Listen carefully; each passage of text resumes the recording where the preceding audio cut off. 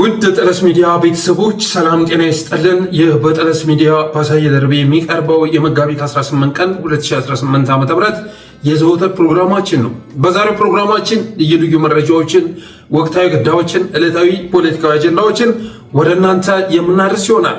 ስለዚህ የጠለስ ሚዲያን ሰብስክራይብ በማድረግ ሜምበር በመሆን ስቲከሮችን በመግዛት አብራችሁን ትቆዩ ዘንድ በአክብሮት እንጋብዛለን። የጠለስ ሚዲያ ሜምበር፣ ሰብስክራይበር፣ ሞዴሬተር የሆናችሁ ወገኖችን በጣም እያመሰገን ሌሎቻችሁም ዝግጅታችንን ማየት ከመጀመራችሁ በፊት ሰብስክራይብ አድርጉ፣ ሜምበር ሁኑ፣ ስቲከሮችን አበርክቱ በማለት በቀጥታ ወደ ዕለቱ ፕሮግራም እናልፋለን።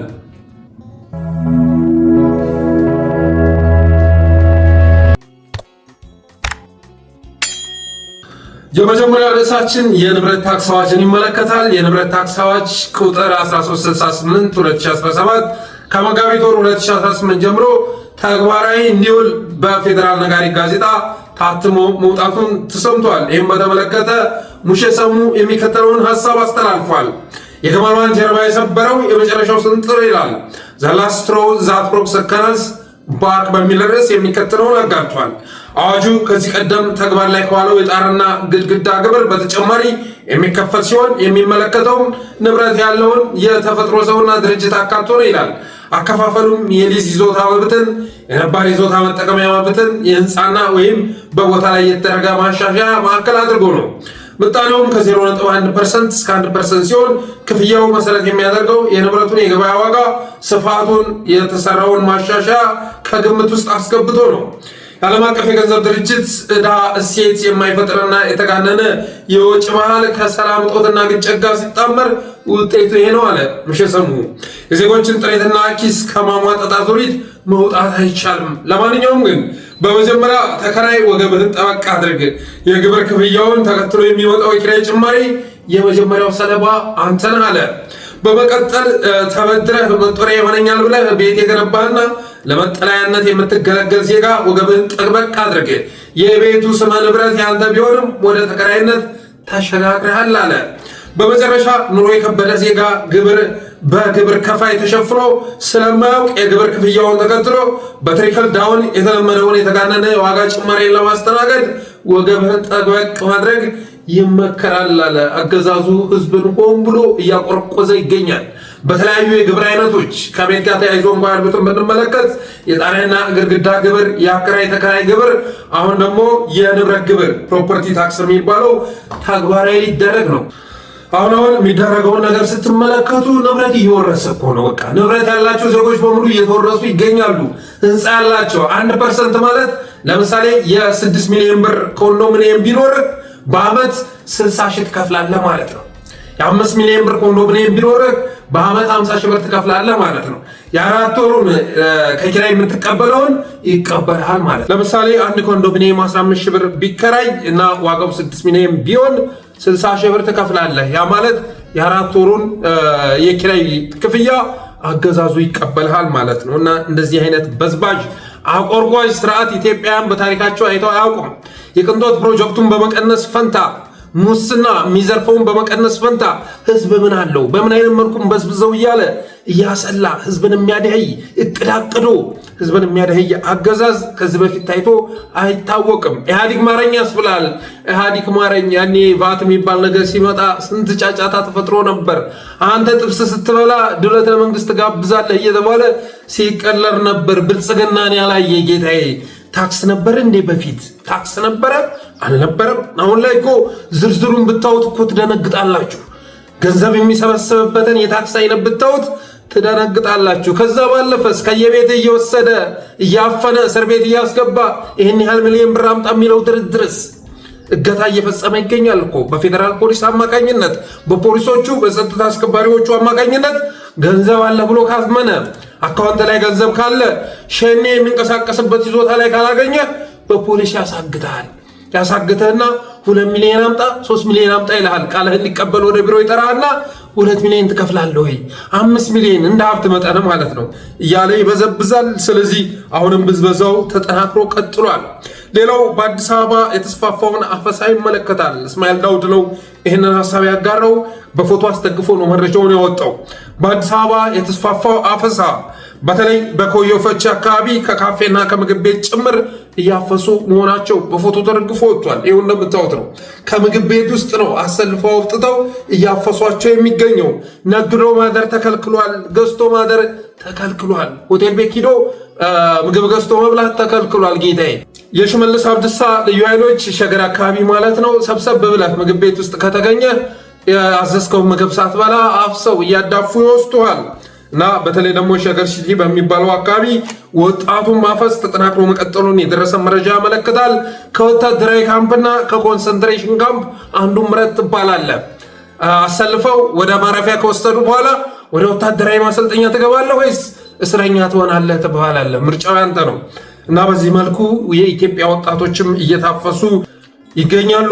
በግብር ፍዳውን የሚያበሉትን ነጋዴ አሁን ላይ ደግሞ በገበያ እጦት እየቀጡት ይገኛሉ ይላል የደረሰ መረጃ።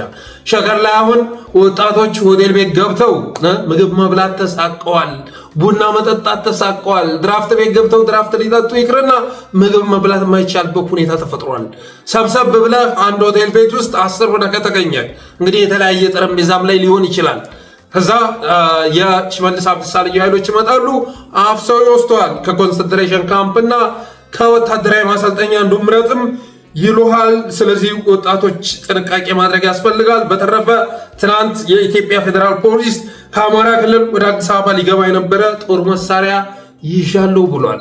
ደመላሽ ገብረ ሚካኤል ከአማራ ክልል ተነስቶ ወደ አዲስ አበባ ሊገባ የነበረ ጦር መሳሪያ ይዣለሁ ብሏል። ይሄ በሌላ ቋንቋ ሲገለጽ ትርጉሙ ምን ማለት ነው? በአዲስ አበባ አማራዎችን ማፈስ ልጀምር ነው ማለት ነው ትርጉሙ። በእርግጠኝነት የምነግራችሁ ነገር ያንን ድራማ የሚሰሩት የፌዴራል ፖሊስ ሰዎች መሆናቸው የሚያጠራጥር አይደለም። የደህንነት ሰዎች መሆናቸው የሚያጠራጥር አይደለም። ያ ቢሆን እንኳ ኢቨን የግለሰቦች ጉዳይ ነው አይደለም። ግለሰቦች የተለያየ ቦታ አንዳንዶቹ አደንዛዥ ዕፅ ሊያዘዋውሩ ይችላሉ፣ አንዳንዶቹ ጦር መሳሪያ ሊያዘዋውሩ ይችላሉ። የደመላሽ ገብረ ሚካኤልን ዜና ስትመለከት ግን ከአማራ ክልል ወደ አዲስ አበባ ሊገባ ሲል የሚለው ዜና የተካተተው ያለ ምክንያት እንዳይመስልን። በቀጣይ በአዲስ አበባ ያሉ አማራዎችን ለማፈስ ወደ እስር ቤት ለማስገባት፣ ለመበዝበዝ፣ ለማራቆት ስለታቀደ ነው። በተረፈ ግን እኔ አሁን ላይ በአዲስ አበባ ያላችሁ አማራዎች ተደራጅታችሁ በአደረጃጀት መስረታችሁ ራሳችሁን መከላከል ካልቻላችሁ በጣም መጥፎ ጊዜ እየመጣ ነው። ሌሎች ኢትዮጵያውያኖችም ጭምር አማርኛ ተናጋሪ እስከሆንክ ድረስ አማራ ተብለህ መታፈስህ የሚቀር ጉዳይ አይደለም። ስለዚህ ሁለት አማራጭ ነው ያለህ። አንድ ንብረትህን እያሸሸህ ንብረትህን እየሸጥክ ሀብትህን ማሸሽ ያለህ አማራጭ ይሄ ነው። ይሄን ማድረግ ደግሞ ተሸናፊነት ነው። ከተማህን አባቶችህ የቆረቆራትን ከተማ አስረክበህ እንደመውጣት የሚቆጠር ነው። ሁለተኛው አማራጭ ደግሞ አልጠፋም ብለህ በህቡ ተደራጅተህ መብትህን ማስከበር ነው። ይህንን ደካማ የሆነ አገዛዝ አባቴ ዛሬ ምናልባት በስልክ ስትወራ እሱም መጥለፍ ችሏል። በስልክ የምታወራውን መከታተል ችሏል። ከዛ ውጭ ግን አዲስ አበባ የፈለገ ነገር ብታደርግ በእርግጠኝነት እንደ ብዛን የሚደርሱበት ደህንነቶች አሉ ብለህ እንዳታስብ። እነሱ ገንዘብ ማነፍነፍ ላይ ተጠምደዋል። ቢዚ ናቸው። ሀብት ማካበል ላይ ተጠምደዋል። ስለዚህ አገዛዙ የሚፈጥረውን የሽብር መንፈስ ወደ ጎን ትተህ አዲስ አበባ ላይ ያለው ደህንነት እንደዚህ ቁጥሩ ተበራክቷል፣ መንቀሳቀስ የማይቻልበት ሁኔታ ተፈጥሯል የሚለውን ነገር ትተህ ራስህን ለመከላከል መደራጀት አለብህ። ሀብትህንም ሊነጥቅህ፣ ህይወትህንም ሊነጥቅህ፣ ከተማህን ሊነጥቅህ፣ ይዞታህን ሊነጥቅህ አገዛዙ እያደባ ነው። ፕሮፐርቲ ታክስ የመጣው ለአንተ መሆኑ መታወቅ አለበት። በአዲስ አበባ ያለውን ሲያጣሩ አብዛኛው አማርኛ ተናጋሪ ሆነው ስላገኙት ይህም ፕሮፐርቲ ታክስ ተግባራዊ በማድረግ በኪራይ ከሚያገኘው ገንዘብ ላይ ግማሹን ልንቀበል ይገባል፣ ሩቡን ልንቀበል ይገባል ብለው አቅደው ወደ ስራ ስለገቡ ነው። ስለዚህ ይህም ጉዳይ የመጣው ለአንተ መሆኑን መረዳት ያስፈልጋል። በተረፈ የነደመላሽ ገብረ ሚካኤል ዜና በቀጣይ አማራዎች ላይ የታቀደውን የሚያመላክት ነው።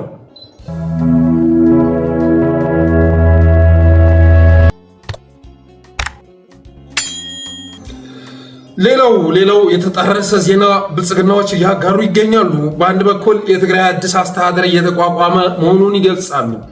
በነ ጄኔራል ጻድቃን ገብረትንሳኤ፣ በነ ብርጋዴር ጄኔራል ገብረ እግዚአብሔር በየነ ወይም ወዳን ጥሩ፣ በነ ሜጀር ጄኔራል አበበ ተክለ ሃይማኖት ጆቤ፣ በነ ኢንጂነር አሰፋ አብርሃ፣ በነ ጄኔራል ተክላይ አሸብር የሚመራ የትግራይ አዲስ አስተዳደር እየተቋቋመ መሆኑን ዛሬ እያሰራጩ ይገኛሉ። ይህንን ዜና እየተቀባበሉት ይገኛሉ። የጀነራል ታደሰ ወረደ ስልጣን እንዳበቃ የሚተካ ነው ተብሏል። በነ ጀነራል ጻድቃን የሚመራው ስብስብ ጀነራል ታደሰ ወረደ የስልጣን ዘመኑን እንዳጠናቀቀ እሱን የሚተካ ነው የሚል ዜና እያንሸራሸሩ ይገኛሉ። በሌላ መልኩ ደግሞ በትግራይ ክልል ሀገራዊ ምክክር ለማድረግ አስቻይ ሁኔታ ስለሌለ የትግራይ አጀንዳ ልየታ በአዲስ አበባ ሊካሄድ መሆኑ ተሰምቷል እና ሁለቱም ዜና ስታስተያዩት የሚጣረስ ነው።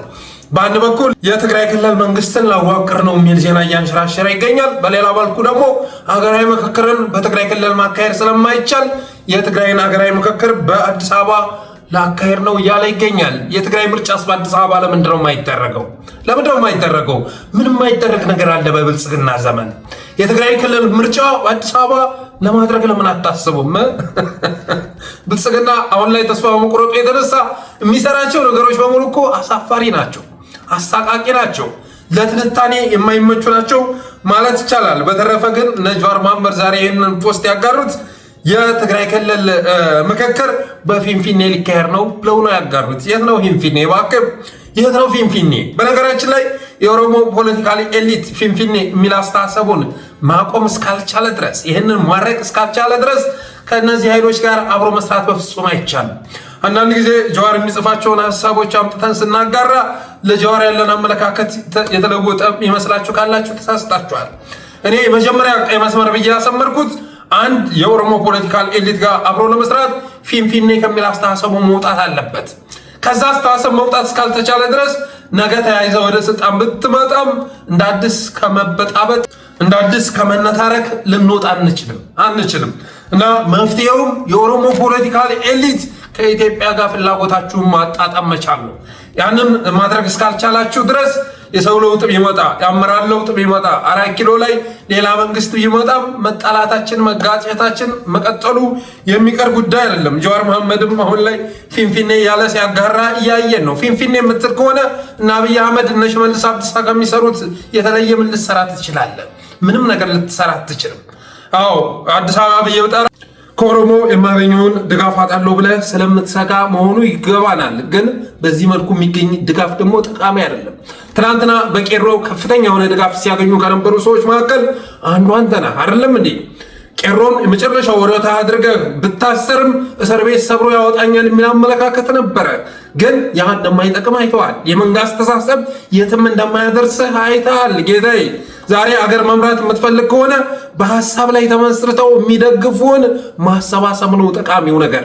በመርህ ላይ ተመስርተው በእኩልነት ላይ ተመስርተው የሚደግፉን እነሱ ማሰባሰብ ነው ጠቃሚው ነገር። ከዛ ውጭ ግን አሁንም በእንጋ በማስጮህ ወደ ስልጣን ብትመጣም ነገ የእነ አብይ አህመድን እጣ ከመጎጨት ያለፈ ጣፈንታ ይኖርሃል ብዬ አላስብም። በተረፈ ግን ዛሬ የብልጽግና ካድሬዎች ሁለት የሚጣረስ ዜና እያጋሩ ይገኛሉ። አንደኛ ትግራይ ክልል ውስጥ አዲስ መንግስት ልንመሰርት ነው በነ ጄኔራል ጻድቃን የሚመራ ይሏቸዋል። በሌላ በኩል ደግሞ በትግራይ ክልል ሀገራዊ ምክክር ማድረግ ስለማይቻል በአዲስ አበባ መድረኩ በአዲስ አበባ እንዲካሄድ ተወስኗል የሚል ዜና ፕሮፌሰር መስፍን አርአያ እያጋራ ይገኛል። እሱም ብሎ ደግሞ የጭንቅላት ሐኪም አሁን ኢትዮጵያ ውስጥ አማኑኤል ሆስፒታል ቢገባ ከመስፍን አርአያ የባሰ የአእምሮ ጤና እክል ያጋጠመው ታማሚ ማግኘት ይቻላል? እንዲህ አይመስለኝም። ሌላው ብልጽግናዎች አፍሪካን ኢንተለጀንስ፣ አፍሪካ ኮንፊደንሻል ምናምን የሚሉ የመረጃ ምንጮችን ማጣቀስ ጀምረዋል። የሚያጋሯቸውን መረጃ እያያችሁ ነው። እነ ሲሳይ አጌና እነ ኤርሚያስ ለገሰ የሚያጋሯቸውን መረጃዎች ካያችሁ ምንጮቻቸው አፍሪካ ኢንተለጀንስ ይሏቸዋል፣ አፍሪካ ኮንፊደንሻል ይሏቸዋል። እና የኤርትራ ወታደራዊ ልኡካን መቀሌ መግባታቸውን አፍሪካን ኢንተለጀንስ ዘገበ ይሏቸዋል። ትናንትና የነበረው ዜና ይሄ ነበር። ከዛ ደግሞ ከከሰዓት በኋላ የኢትዮጵያ ፌዴራል መንግስት በትግራይ ክልል የሚገኙ የመከላከያ ሰራዊት ካምፖችን ለመቆጣጠር ሰራዊቱን ወደ ክልል እንደሚያሰማራ ለክልሉ አመራሮች ማሳወቁን አፍሪካን ኮንፊደንሻል ዘገበ ይላሉ።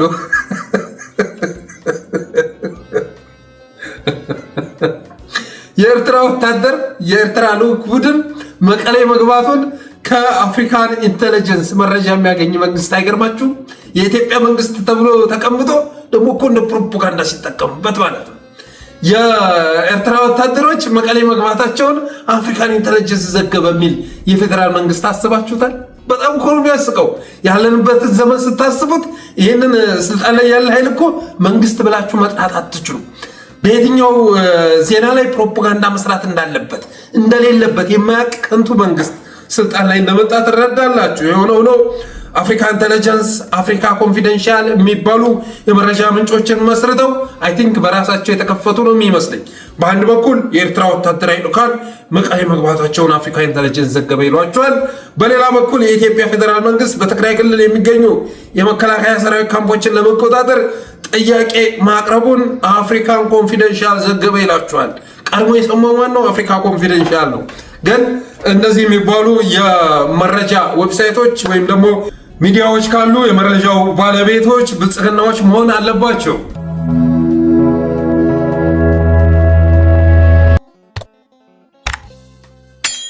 ሌላው አንድ ሰነድ ተልኮልናል። ትናንትናም ኢትዮ ሰገነት ሚዲያ አጋርቶታል።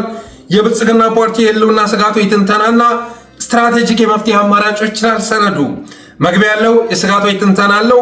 የመፍትሄ ሀሳቦች ተቀምጠውበታል። የድርጊት መመሪያዎችና ማጠቃለያ የሚል ምዕራፎችን በውስጡ ይዟል። የስጋት ትንተናዎችን በተመለከተ ወደ 4 አካባቢ ስጋቶችን አስቀምጧል። አንደኛ ህወሓትና የትግራይ ፖለቲካዊና ወታደራዊ ልሂቅ ብለው አስቀምጧል። ሁለተኛ የሱዳን አልቡርሃን ቡድንና የግብፅ ስልታዊ ጣልቃ ገብነት እንደ ስጋት ተቀምጧል። ሶስተኛ ፋኖና የአማራ ክልል የትጥቅ ትግል በማለት ተቀምጧል። አራተኛ ሻዕቢያ ተብሎ ተቀምጧል። መፍትሄም ተቀምጧል እና ትግራይን በተመለከተ ህወሓትና የትግራይ ፖለቲካዊና ወታደራዊ ልሂቅን በተመለከተ ውስጡ ያሉ ሀሳቦች እንዲህ ይላሉ። አንደኛ ስምረት ከፌዴራል መንግስት ጋር መለጠፉ ህወሓት ህዝብ ልብ ውስጥ የሚገባበትን እድል ፈጥሯል። እኛና እነሱ የሚል ትርክት እንዲያበጅ ጠቅሞታል። ስምረት የተባለው ኃይል ከኛ ጋር መጥቶ መለጠፉ ህወሓት እኛና እነሱ የሚል ትርክት አበጅቶ ህዝብ ልብ ውስጥ እንዲገባ አድርጎታል ይላል። ህወሓት ከፋኖና ከሻዕቢያ ጋር ትብብር ለመፍጠር ያለው እድል ሰፊ መሆኑ ህልውናችንን አጣብቂኝ ውስጥ የሚከት ነው በማለት አስቀምጧል። ህወሓት ከፋኖና ሻዕቢያ ጋር ትብብር ለመፍጠር ያለው እድል ሰፊ መሆኑ ህልውናችንን አጣብቂኝ ውስጥ የሚከት ነው ብሏል። እየሰማችሁ ነው። ባለፉት ጊዜያት በጠለስ ሚዲያ በዚህ ጉዳይ ላይ በጣም ትኩረት አድርገን ስንሰራ የነበረው ስለዛ ነው። አገዛዙን አጣብቂኝ ውስጥ የሚከት መሆኑን ስለተረዳን ነው። ሌላ ስምረትን እንደ አማራጭ የትግራይ ኃይል በመጠቀም የትግራይን አንድነት ማፍረስ ያስፈልጋል ተብሎ ሰነዱ ውስጥ ተቀምጧል። እንደዚህ አይነት እርካሽ የሆነ ሰነድ የሚያዘጋጅ ኃይል ነው ስልጣን ላይ የተቀመጠው። በእኔ እምነት አብዛኛውን ነገር ሳየው የሰነዱ ባለቤት ብልጽግና ነው ብዬ ስለወሰድኩት ነው ወደ እናንተ ላደርሰው የወደድኩት። ስለዚህ ስምረትን እና አማራጭ የትግራይ ኃይል በመጠቀም የትግራይ አንድነትን ማፍረስ ያስፈልጋል ተብሏል። የሱዳን አልቡርሃን ቡድንና የግብፅ ስልታዊ ጣልቃ ገብነትን በተመለከተ የሱዳን ጦርነት መልክ መቀየር የመንግስት ስጋት ሆኗል በማለት ተቀምጧል። የአርኤስኤፍ ማንሰራራት የሱዳን ጦር ማሸነፉ ማለት ነው ለዩኤኢ ያለውን ጥቅም ዩናይትድ አረብ ኤሚሬትስ ከቀጠናው እየተነቀለች ነበር። አሁን ላይ ግን አርኤስኤፍ እየጠነከረ መምጣቱ ለመንግስታችንም ለቀጣሪዎቻችንም ወሳኝ ነው ተብሎ ሰነዱ ላይ ተቀምጧል። የሪጅም ቼንጅ እንዲመጣ እየሰሩ ነው በማለት ግብፅና ሱዳንን ይወቅሳል። ግብፅም እየከበበችን ነው በማለት ሰነዱ ላይ ተቀምጧል። ሶስተኛው ፋኖና የአማራ ክልል የትጥቅ ትግል በሚል ርዕስ ወሳኝ ነጥቦች ተቀምጠዋል። ብልጽግና እዚህ ላይ በሰፊው ተናዟል ማለት ይቻላል። የስርዓቱን መሰረት እየነቀነቀው ነው ተብሎ ተቀምጧል።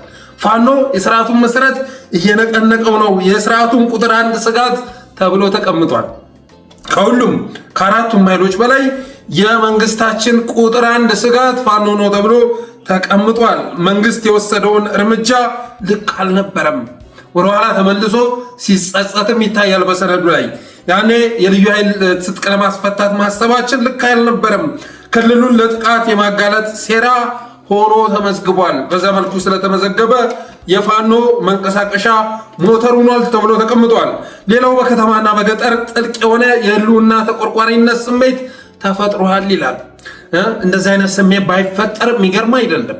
ምክንያቱም አብይ ያዘመተው የ16ኛው ክፍለ ዘመን ባርባሪክ የሆነ ኃይል የሚፈጽመው ግፍ ግዴታ ህዝቡ ከፋኖ ጎን እንዲሰለፍ የሚያደርግ ነው። የህልውና ተቆርቋሪነት ስሜት የሚፈጥር ነው።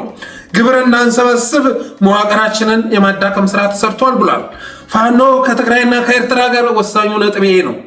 ፋኖ ከትግራይና ከኤርትራ ጋር የጋራ ጠላት በሚል ምክንያት ስልታዊ ትብብር ማሳየቱ አደጋ ነው በማለት ብልጽግና በግልጽ አስቀምጧል።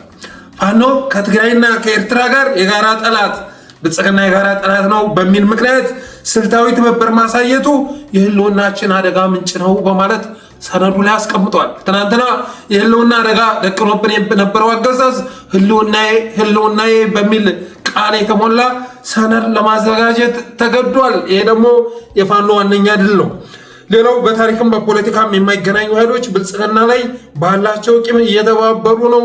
ስለዚህ እነዚህን ኃይሎች መበታተን ያስፈልጋል ተብሏል እና ብልጽግና በሰነድ እንደዚህ አይነት እቅድ አቅዶ ሲመጣ በተገላቢጦሹ ተግባራዊ ማድረግ ደግሞ ያስፈልጋል። ፋኖ ከኤርትራና ከትግራይ ጋር መተባበሩ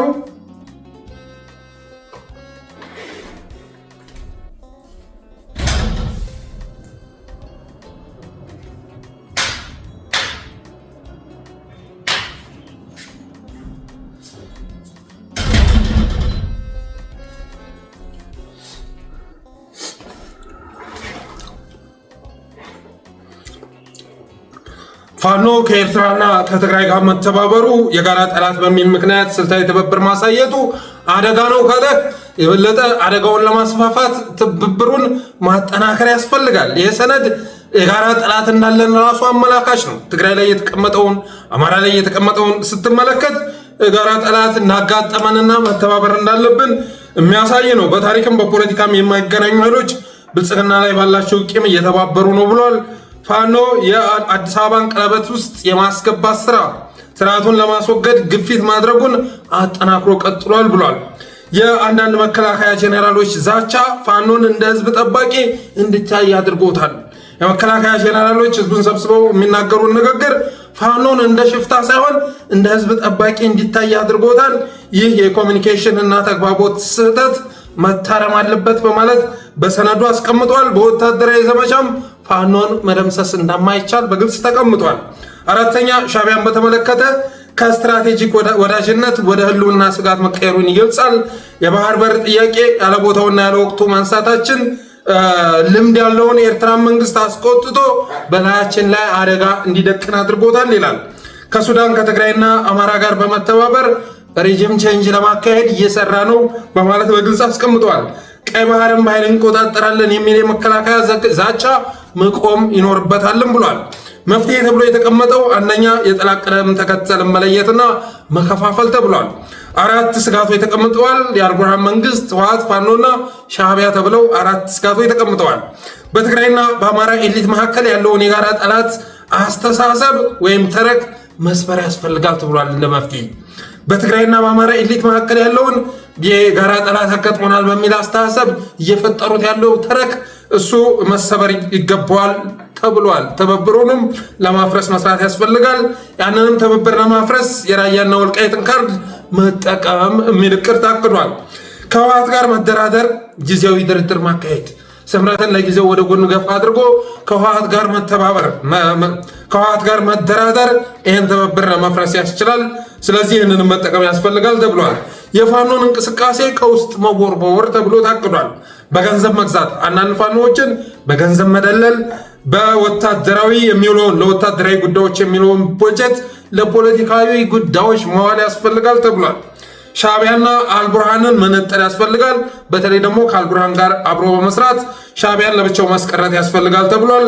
አራቱም ኃይሎች በፍጹም መተባበር ያለባቸውም ተብሎ መፍትሄ ውስጥ ተቀምጧል። ስለዚህ በስፋት እየተሰራ የሚገኘው ስለዛ ነው። የራያን ካርድ ሲስቡት፣ የወልቃይትን ካርድ ሲስቡት በማክሸፍ ላይ የተጠመድነው እቅዳቸውን ስለተረዳን ነው።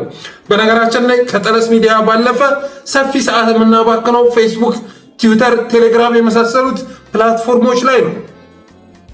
ምክንያቱም ሰፊው ህዝብ ያለው እዛ ላይ በመሆኑ የተነሳ ትናንት በጠለስ ሚዲያ ፕሮግራም አልሰራንም። ይሁንና ግን ቲክቶክ ገጻችን ላይ ደግሞ ቲክቶክ አካውንታችን ላይ 3 ቪዲዮ ነው የለጠፍነው። የለጠፍነው እና ይህንን እቅዳቸውን ለማሳካት ጥረት ሲያደርጉ በየቦታው ትብብሩን ለማሳደግ ተግባቦቱን ለማሳደግ ደግሞ መስራት ያስፈልጋል። የነሱን ሐሳብ የሚንድ አስተሳሰብ ማራመድ ያስፈልጋል። ሁለተኛ ተብሎ መፍትሄ የተቀመጠው የተግባቦትና የኮሙኒኬሽን ስልትን መቀየር ይላል።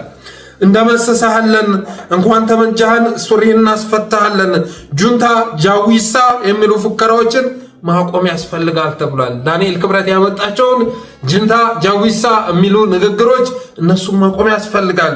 እንደመስሳለን እንኳን ጠመንጃህን ሱሪህን እናስፈታሃለን ከሚል ፉከራ መውጣት ያስፈልጋል ተብሏል። አሰልቺ ከሆነውና ታማኒነት ካጣው ፕሮፓጋንዳም መውጣት ያስፈልጋል ይላል ሰነዱ።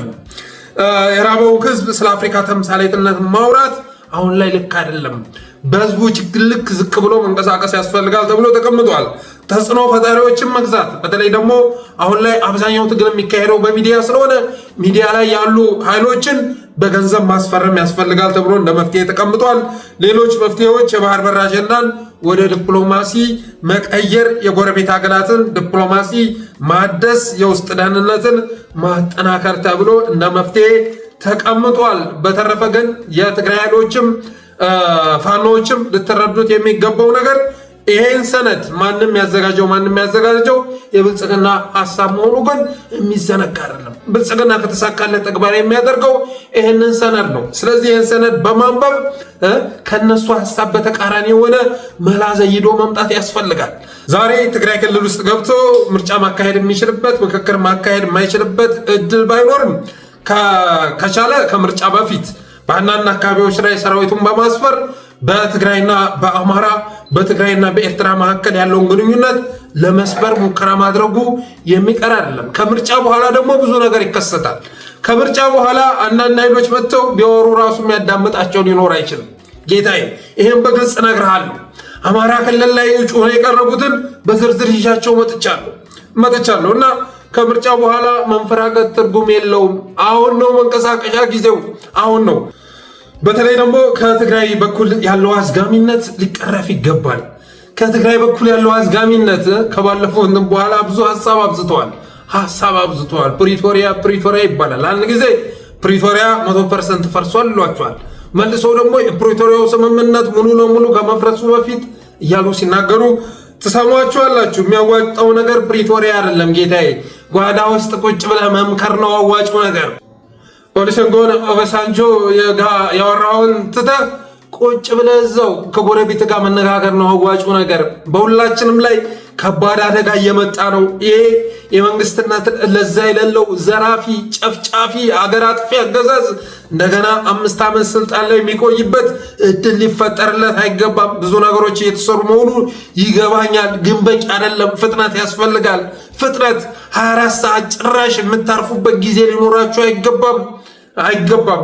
የብልጽግና የተባለ ኃይል የሚያቅዳቸውን እቅዶች እንዴት እናፍርሳቸው እየተባባሉ መነጋገር ያስፈልጋል።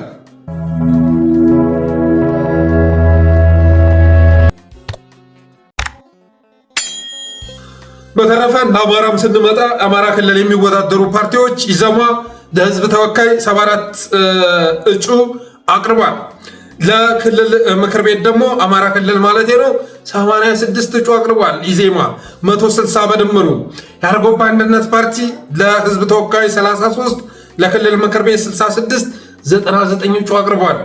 ነባ ነፃነትና እኩልነት ፓርቲ የሚባለው ይሄ ብዙ ጊዜ ሚዲያ ላይ እየመጣ በግልጽ አማራን በመሳደብ የሚታወቅ ነው። የአርጎባ አንድነት ፓርቲም እንደምታውቁት ነው። ምንም እንኳን በልዩ ወረዳ ተደራጅቶ ያለ መሆኑ ቢታወቅም አርጎባ ህዝብ ማለት ነው። በጣም ቁጥራቸው ይምንት ነው በነገራችን ላይ። ያም ሆኖ ግን ትልቁን መሰልቀጥ ይገባናል ብለው የሚያስቡ መሆናቸው የሚረሳ አይደለም። ነባ የህዝብ ተወካዮች 36፣ ክልል ምክር ቤት ውስጥ 38፣ 74 እጩ አቅርቧል። የወሎ ህዝቦች ዲሞክራሲያዊ ፓርቲ የሚባለው የወሎ ህዝቦች ዲሞክራሲያዊ ፓርቲ አማራ ክልል ላይ በተለይ ደግሞ ወሎ ውስጥ አማራ የለም በማለት የሚከድ ፓርቲ ነው። 97% አማራ ቢሆንም የለም አማራ የሚባል የለም ወሎ ውስጥ ያለው ኦሮሞ ነው የሚል አስተሳሰብ የሚያራምድ የእነ ሽመልስ አብዲሳ ፓርቲ ነው። ይህም ለህዝብ ተወካዮች 17፣ ለክልል ምክር ቤት 23 40 እጩ አቅርቧል።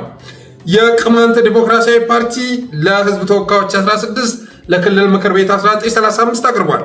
አብን ለህዝብ ተወካዮች 12፣ ለክልል ምክር ቤት 18 30 አቅርቧል። ብአዴንም በተመሳሳይ መልኩ በሁሉም የምርጫ ጣቢያ እጩዎቹን ማቅረቡ የሚቀር አይደለም። ስለዚህ ይህንን ስንመለከት ከምርጫ በኋላ አማራ ክልል የሚባል ነገር እንደማይኖር ይገባናል። እነዚህ ፓርቲዎች በአማራ ክልል ተወዳድረው አባቴ ምክር ቤት ውስጥ ከገቡ አማራ ክልል የሚባል ሊኖር አይችልም፣ በታሪክ ሊኖር አይችልም። ይሄን መረዳት ያስፈልጋል። የአማራ ህዝብም የህልውና አደጋ እንደሚባባስ መረዳት ያስፈልጋል። ጠቅላይ ግዛት ናቸው ጠቅላላ። አሁን ላይ ያስባችሁታል?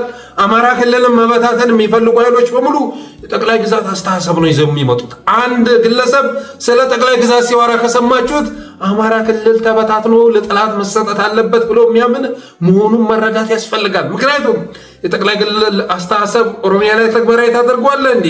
በታሪክ ልታረገው አትችልም። ይህንንም ለማረጋገጥ ከፈለግ እነ ብርሃኑ ሌንጂሶ የሚናገሩትን ነገር ማዳመጥ በቂ ነው። ብርሃኑ ሌንጂሶ ይስቁበታል በዚህ ሀሳብ። ጌታዬ ትግራይ ክልል ሄደህ አድዋ ጠቅላይ ግዛት እንትና ጠቅላይ ግዛት እያልክ ልታደራጅ አትችልም።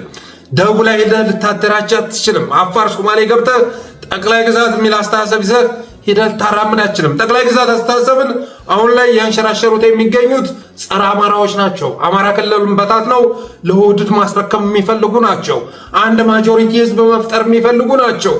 ኦሮሞ የሚባል ማጆሪቲ ህዝብ ፈጥረው አማራን ህዳጣ ማድረግ የሚፈልጉ ናቸው። ይህንን መረዳት ያስፈልጋል። ሰሞኑን ሸዋ ላይ ወደ አንድ ሲሰባሰቡ ጠቅላይ ግዛቶች እየተንፈራፈሩ ይገኛሉ። ጠቅላይ ግዛት ስለ አጠቃላይ ሸዋ ጠቅላይ ግዛት እዝን እያልኩ አይደለም። እዛ ውስጥ ሰርገው ገብተው የነበሩ የቱለማ ፖለቲካል ኤሊት አማርኛ ተናጋሪዎች አሁን ወደ አንድ መጥተው በአማራ ማዕቀፍ ሲሰባሰቡባቸው የተለያዩ ሴራዎችን እየጠነሰሱ ይገኛሉ። ፋኖ ምንትስ ባርጭ ምናምን የምትባል ልጅ የሚያጫው እነሱ መሆናቸው መታወቅ አለበት። በተለይ ደግሞ እስክንድር ጋር የነበሩ ኃይሎች እነ መከታው ተስተካክለው ወደ ትክክለኛው መስመር ሲመጡ አሉ። አንዳንድ አጫጭር ተንከሲ ሲሆኑ ጎጃምን 24 ሰዓት ሲሳደቡ የነበሩ ወሎ ላይ የሌለ ተፋስ ሲተፉ የነበሩ ኃይሎች አሁን ፋኖ ባርጭን ስምሪት እየሰጡ ይገኛሉ። በተረፈ እነ ዳምጠው ተሰማ ሸዋ ላይ ተወዳድረው፣ እነ በለጠ እነ ዩሱፍ ኢብራሂም ወሎ ላይ ተወዳድረው፣ እነ ነጻነት ጣሰው ወሎ ላይ ተወዳድረው፣ እነ ጋሻው መርሻ እነ ጣሂር ኢብራሂም ጎንደር ላይ ተወዳድረው፣ የአገው ሸንጎ የመሳሰሉት እነ ጌትነት አለማው ጎጃም ላይ ተወዳድረው በቀጣይ ምን ሊከሰት እንደሚችል መገመት የሚከብድ አይደለም። እነዚህ ሰዎች ከመጡ አማራ ክልልን ይበታትኑታል። ስለዚህ በፋኖ በኩል ፍጥነት ያስፈልጋል። ጎጃም ላይ አንዳንድ ስራዎች እየተሰሩ ናቸው። ትናንትናም በሸበል በረንታ በተካሄደ ኦፕሬሽን ከትናንት ወዳ ማለቴ ነው ከ40 በላይ ተካትሟል። ከ40 በላይ የአገዛዙ ኃይል መካተሙን ከ20 በላይ መቁሰሉን የደረሰ መረጃ ያመለክታል። በተመሳሳይ መልኩ ምርጫውን ለማሰካት የሚንደፋደፉም ላይ እርምጃ እየተወሰደ መሆኑ ይታወቃል። በሌሎች ቦታዎች ላይ ግን አሁንም ያለው መንቀሳቀስ አስፈሪ ነው፣ አስጊ ነው። እንደምንም ብላችሁ ይህንን ምርጫ ካላከሸፋችሁ የህዝባችን ህልውና ከዛ በኋላ ዋጋ የለውም። ጌታዬ የህዝባችን ህልውና ከስምጡ ወደ ማጡ መሆኑ የሚቀር ጉዳይ አይደለም። የአብይን እቅድ ታውቁታላችሁ። አብይ አህመድ ምርጫዋን እንደምንም ብሎ በመከላከያ ኃይል ካካሄደ በኋላ በማግስቱ ጥሎልህ ነው የሚመጣው። ጥሎልህ የተመረጡትን ሰዎችን ሰብስበው ብቻ አዲስ አበባ ላይ ቁጭ ብሎ ሲምነሸነሽ ነው የምታገኘው። እጩዎቹን ይዞ ከመጣ በኋላ እዛው አማራ ክልል ላይ እንድታደማ ፈቅዶልህ፣ እሱ ግን አዲስ አበባ ላይ እጩዎቹን ይዞ ይመጣል። ከዛ በኋላ እያፈሰ እያዘመተ ሌላ 5 ዓመት እንደዚሁ አማራ ህዝብ የሚደማበት ሁኔታ ነው የሚፈጠረው። ትግራይም በጣም ብዙ አደጋ እየመጣባት መሆኑ ይታወቃል። ትግራይም ብዙ የህልውና አደጋ እየመጣ ነው። በየቀኑ የሚንሸራሸረውን ሀሳብ ስትመለከቱ፣ በዚህ ሰነድ ላይ የተጠቀሰውንም ጭምር ስትመለከቱ ትግራይ ክልልን ድምጥማጧን ማጥፋት እንደታቀደ ትረዳላችሁ። ከዚህ በላይ አደጋ ሊያጋጥመን አይችልም። የጋራችን ሀገር ናት፣ በጋራ የሰራናት ሀገር ናት። ሁሉንም ነገር በድርድር ማሳካት እንችላለን። ዛሬ የሚያነሷቸውን የወልቃይት የራያ ካርድ እየሳቡ ሊያባሉን የሚሞክሩትን እሱን ወደ ጎን በማድረግ ታላቂቷን ኢትዮጵያ ከአብይ እጅ ማውጣት እንችላለን። ህዝቡ ግብር የተማረረበት ሁኔታ ተከስቷል። ህዝቡ የዕለት ጉርስ ቸግሮታል። አገዛዙ ስለ ቅንጦት ፕሮጀክት የሚያወራ ነው። አገዛዙ መናፈሻ ውስጥ ቁጭ ብሎ ራሱን በስካንዲኔቪያን ሀገር ውስጥ ያስቀመጠ ነው። ጌታዬ የመጨረሻ የሶስተኛው ዓለምን አገር የሚመራ አይመስልም። የሚሰራው ነገር በሙሉ የህዝቡ ችግር ሌላ ነው፣ እሱ ግን የሚያውቀው ሌላ ነው። ስለዚህ እናንተ እንቅስቃሴ በጀመራችሁ ቅጽበት የኢትዮጵያ ህዝብ ግልብጥ ብሎ ወጥቶ እንደሚበላው የሚያጠራጥር አይደለም። ሰሜን ላይ ምርጫው መክሸፉ ከተረጋገጠ በየትኛውም ቦታ ላይ በፍጹም ምርጫ ሊካሄድ አይችልም። ኦሮሚያም ላይ የኦላ አቋም የሚታወቅ ነው። ስለዚህ የምንተባበርበት ጊዜው አሁን ነው። በጋራ የምንመክርበት ጊዜ አሁን ነው።